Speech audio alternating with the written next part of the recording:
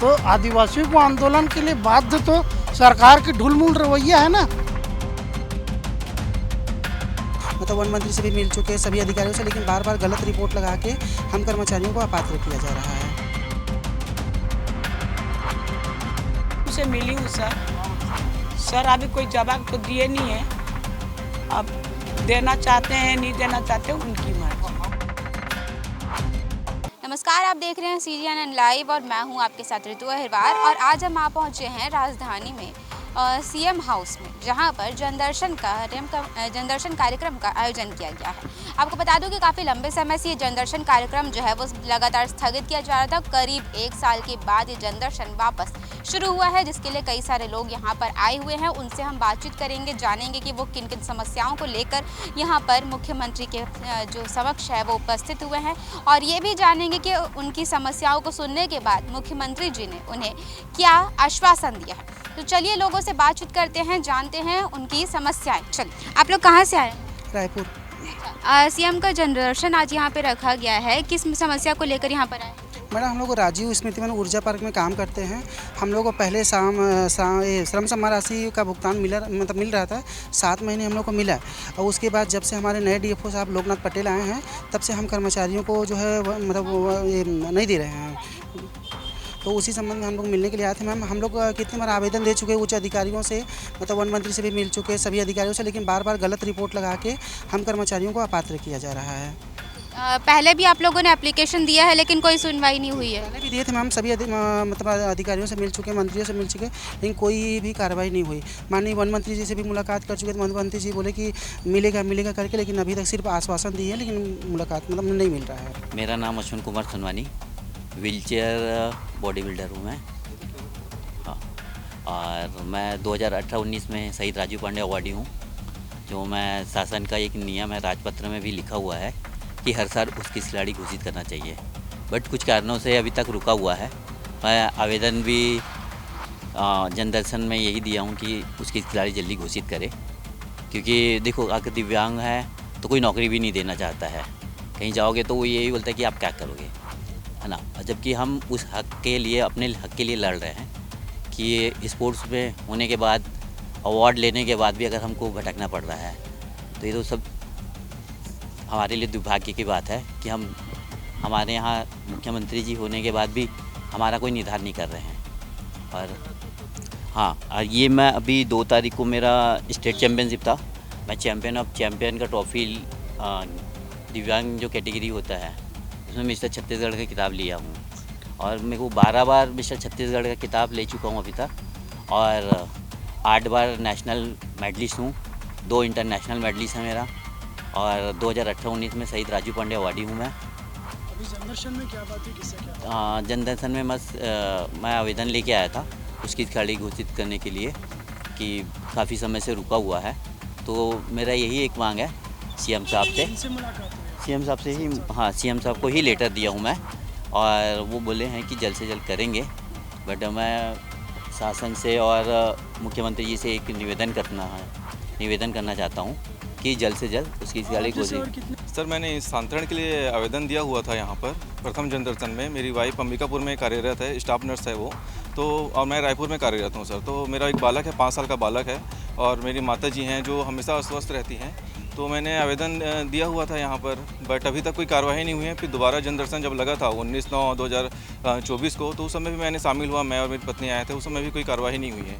तो सुशासन त्यौहार के अंतर फिर सुशासन त्यौहार इन्होंने लगाया हुआ था, उस समय भी मैंने CM से मिला। तो CM से के द्वारा, कलेक्टर के द्वारा आवेदन आया था कि आप जब ट्रांसफ़र नीति निकलेगा उस समय आप आवेदन लगाइएगा। तो मैंने उस समय भी आवेदन लगाया, मगर उसमें भी कोई कार्रवाई नहीं हुई अभी, है ना। तो अभी तक अवलंबित रखा गया है, इसमें कोई विभाग द्वारा कोई कार्रवाई नहीं किया जा रहा है। बहुत सारी समस्याएं हैं, बच्चा छोटा है, यहाँ मेरे साथ रह के पढ़ाई कर रहा है, माता जी अंबिका में, तो बहुत सारी दिक्कतें हम लोग को सामना करना पड़ रहा है। जी, अभी जनदर्शन में हम आए हैं, दोबारा एक बार जाके मिल लेते हैं CM से। उम्मीद लेके आए हैं सर कि कुछ कार्रवाई हो, हमारे प्रॉब्लम को सुना जाए। कचना हसीन बोर्ड से आई हूँ। मेरा दोनों टांग टूटा हुआ है, ई रिक्शा पलट गया तो मेरा दोनों पैर टूटा हुआ है। डॉक्टर खेमका से मैं इलाज कराई हूँ। मैं 1.5 लाख रुपये कर्जा में हूँ। मेरा इलाज 2 राड लगा हुआ है मेरे पैर में। मैं 8-10 महीना से कमा नहीं पाती हूँ। मेरे घर में बहुत परेशानी है, बहुत तकलीफ है। मैं दूसरे का बाइक को गिरवी की हूँ, वो 2200 में छुड़ा नहीं पा रही हूँ सर। तो परेशान कर रहे हैं लोग, क्योंकि मेरे पास पैसे नहीं है, मैं काम नहीं कर पा रही हूँ। पहले मैं काम करती थी, अब मैं काम नहीं कर पाती क्योंकि मेरे दोनों पैर में राड लगा हुआ है। ठीक है सर, सीएम से मेरा जो 1.5 लाख रुपया खर्चा हुआ है, मेरे को कोई सहायता राशि चाहिए, क्योंकि मैं कमा नहीं पाती हूँ। अभी मैं डंडा लेके चलती हूँ। 5 महीना से मैं बिस्तर में पड़ी हुई थी, अभी 6वां महीना में चलना सीखी हूँ, पर पैर में ताकत नहीं रहता मेरा। मैं इतना सीएम से मिली हूँ सर, अभी कोई जवाब तो दिए नहीं है। अब देना चाहते हैं नहीं देना चाहते उनकी मर्जी। हम लोग माननीय मुख्यमंत्री के गृह जिला जसपुर जिला से आए हैं, ग्राम केतार से।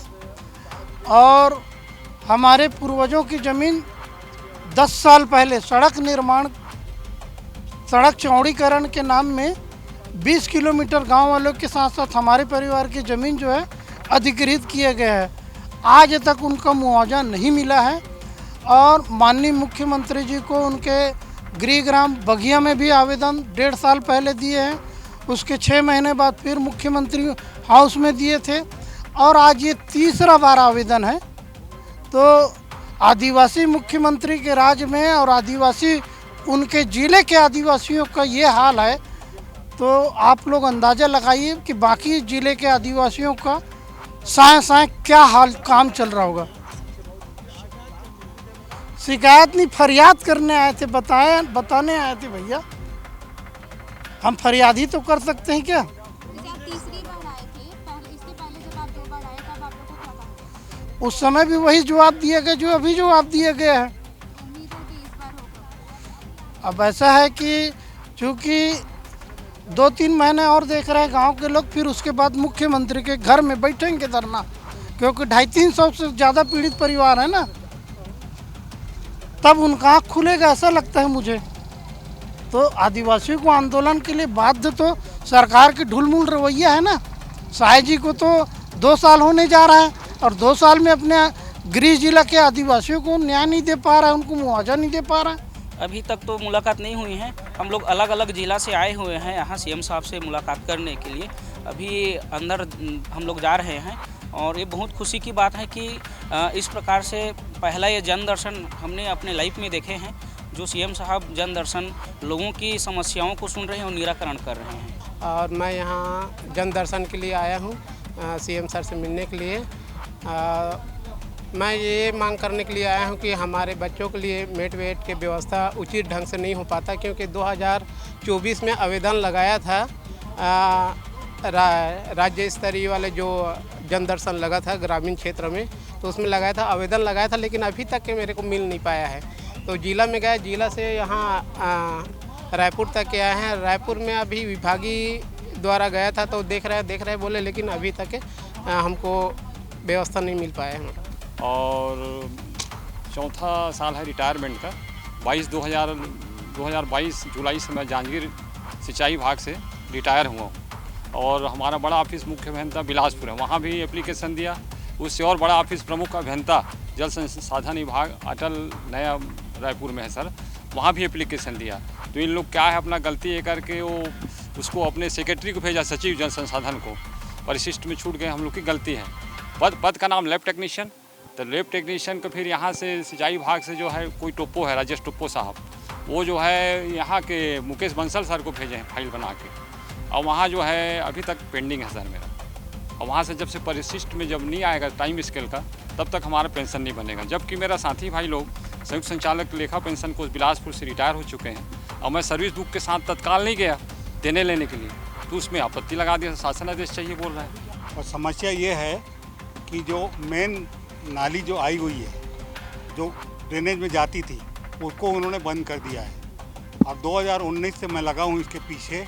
स्वास्थ्य अधिकारी को फुर्सत नहीं वहाँ तक आके देखने की, और वो उल्टा दौड़ा रहा है। जिधर ढाल है उधर से, जिधर चढ़ाई है उधर दौड़ाना चाहता है, और ये रायपुर का सबसे हार्ट है वो।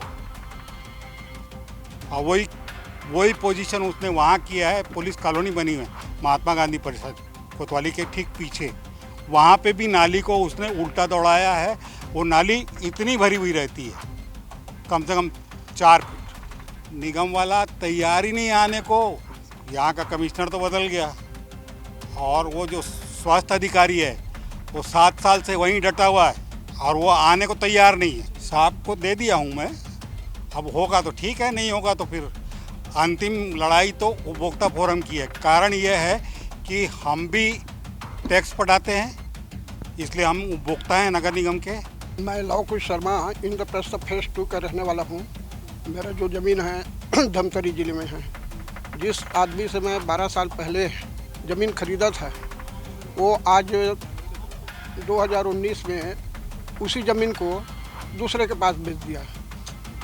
मैं पहली जन दर्शन में भी आया था, साईं जी से कर प्रार्थना भी किया था, उसमें कुछ नहीं हुआ। आज मेरा ये दूसरा बार है आने और मैं चाहता हूँ कि मेरे साथ या उसका निष्पक्ष जांच किया जाए। इस बार क्या हो, कुछ मिला आश्वासन? अब बोला तो है सर कि जांच करवाते हैं करके। उम्मीद है कुछ होने की? अब पहली बार में तो देखिए समस्या समाधान नहीं है तो जनदर्शन का क्या मतलब? तो वही तो मैं भी कह रहा हूँ, पहली बार तो नहीं हुआ सर। आज 1.25 साल हो गया समझो। 27/6 को 24 को हुआ था जन दर्शन और आज 13/11 हो गया। पहली बार में कुछ नहीं हुआ। आवेदन तक भी नहीं गए मेरे ख्याल से। वहाँ कुछ आवेदन वहाँ जाता है तो कुछ न कुछ तो कार्रवाई होता है। तो जैसे कि आपने देखा कि हमने यहाँ पर आए हुए काफ़ी सारे लोगों से बातचीत की, जैसे कि मुख्यमंत्री निवास में जनदर्शन का कार्यक्रम जो है रखा गया, जहाँ पर प्रदेश के अलग अलग ज़िलों से लोग आए अपनी समस्याओं को लेकर। कई लोगों ने अपनी समस्याएं बताई भी और उन्हें उम्मीद है कि उनकी समस्याओं का निराकरण जल्दी हो जाएगा। अब देखने वाली बात होती है कि कब तक उनकी समस्याओं का निराकरण होता है और कब तक उनकी जो समस्याएँ हैं वो पूरी तरीके से ख़त्म हो जाती है। कैमरामैन नोमेश के साथ ऋतु अहिरवार, CGNN लाइव, रायपुर।